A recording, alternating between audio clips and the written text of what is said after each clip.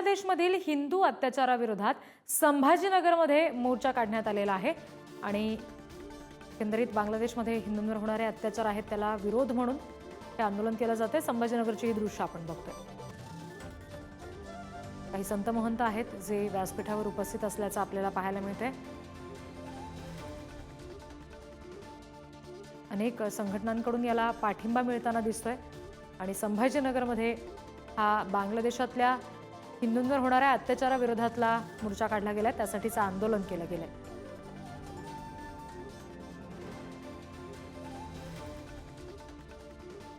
संपूर्ण राज्यभरातून खरं तर या विरोधात प्रतिक्रिया उमटताना दिसत आहेत। जोरदार घोषणाबाजी ठिकठिकाणी आंदोलन करत अनेकांनी दिलेल्या आहेत। त्याचबरोबर बांगलादेशचा जो झेंडा आहे तो सुद्धा त्याला जोडे मारत जाळण्याचा प्रकार सुद्धा काही ठिकाणी करण्यात आला आणि हिंदूंवर होणारे जे काही अत्याचार आहेत बांगलादेशातले त्याचा हा कठोर निषेध या माध्यमातून व्यक्त करण्यात आलाय। सध्या संभाजीनगरमध्ये याबाबत एक आंदोलन सुरू आहे आणि त्यासाठी व्यासपीठावर अनेक महंत संत महंत उपस्थित असल्याचं सुद्धा कळतंय।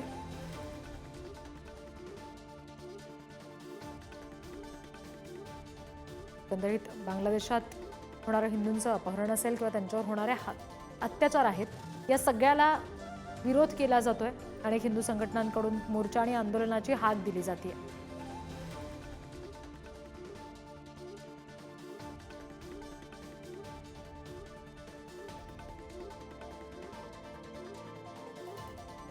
त्यामुळे आता मोर्चामध्ये कशा पद्धतीने त्याला प्रतिसाद मिळतोय हे पाहणं सुद्धा तितकंच महत्त्वाचं असेल।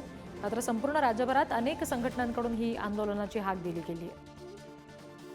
आणखी तपशील घेऊया प्रतिनिधी सचिन जिरे यांच्याकडून। सचिन, काय नेमकं या आंदोलनकर्त्यांचं मोर्चेकरांचं म्हणणं आहे याबाबत?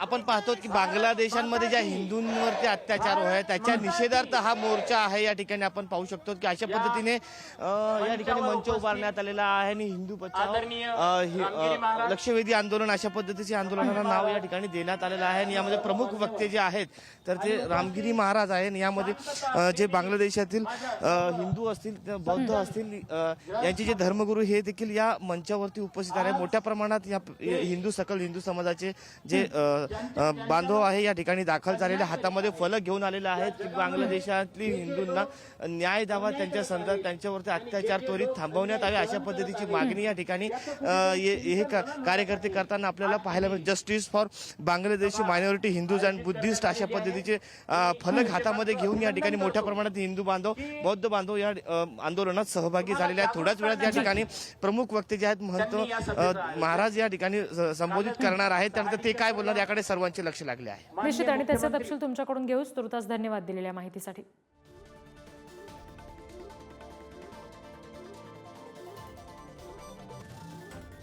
एकंदरीत बांगलादेशातील हिंदू अत्याचाराविरोधात संभाजीनगरमध्ये हा मोर्चा निघालेला आहे। फलकबाजी करण्यात आलेली आहे। ही दृश्य आपण बघतोय मोर्चेकरांची। बांगलादेशमध्ये हिंदूंवर होणारे जे अत्याचार आहेत ते तातडीनं थांबवावेत, यासाठी काहीतरी ठोस पावलं उचलली जावीत अशी मागणी या सगळ्या मोर्चेकरांची आहे।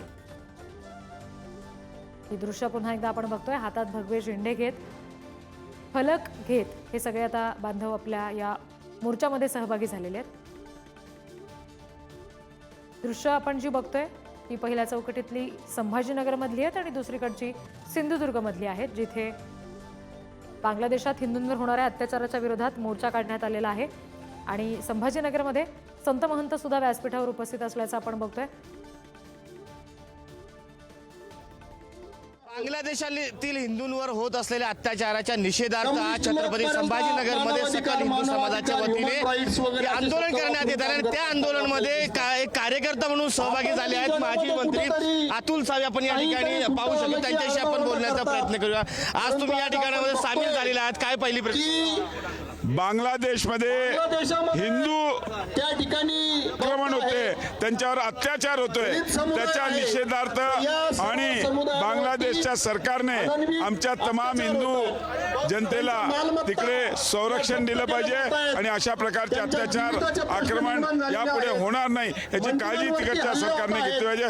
त्याच्या निषेधार्थ आम्ही आज काय सांगाल, आज तुम्ही या आंदोलनात कार्यकर्ता म्हणून हातात एक फलक घेऊन दाखल झालेला आहात? नाही, ऍक्च्युली हे आंदोलन सकल हिंदू जागरण मंचाचं आहे. शहरातले सगळे वेगवेगळ्या हिंदू संघटना एकत्र होऊन आम्ही हे आंदोलन करत आहोत.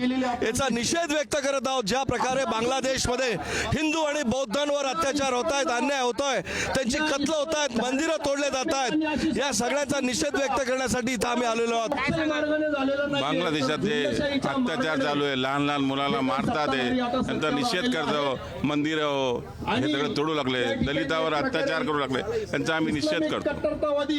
आपण पाहतो की अशा पद्धतीने या ठिकाणी हातामध्ये फलक घेऊन अनेक नेते या ठिकाणी दाखल झालेले आहेत. भाजप नेते संजय केनेकर आपल्या सोबत आहेत. काय सांगाल तुम्ही आज या ठिकाणी फलक घेऊन?